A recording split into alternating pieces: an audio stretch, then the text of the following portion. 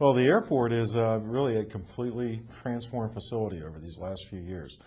We've recently completed the major elements of a major capital improvement program, really the largest such program in the airport's 80-plus year history. We brought online a new terminal building, but prior to that happening, certainly lots of improvements, everything from gate expansions to a new air traffic control tower to lots of parking to make sure that the airport is convenient and easy for our travelers. There's been the physical or infrastructural improvement at the airport, but also the improvement in terms of air service. Here over the last few years, in 2005, for example, Richmond landed its first low-cost carrier. AirTran Airways came in and immediately started a string of record traffic months, which have recently been reported up to 34 consecutive record months at RIC.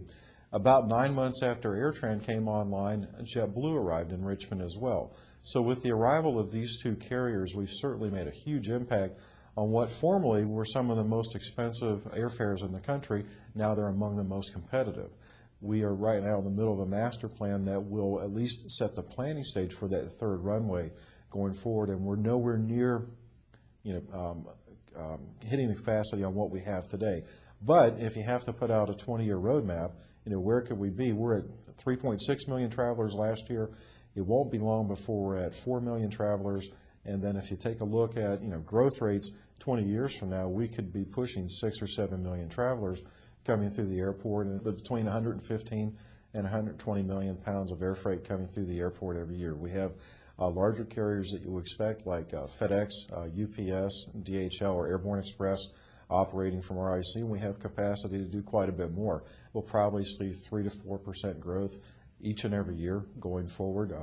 Certainly that can accelerate a bit if you open up some new cities and the fares are right and the right service providers come in.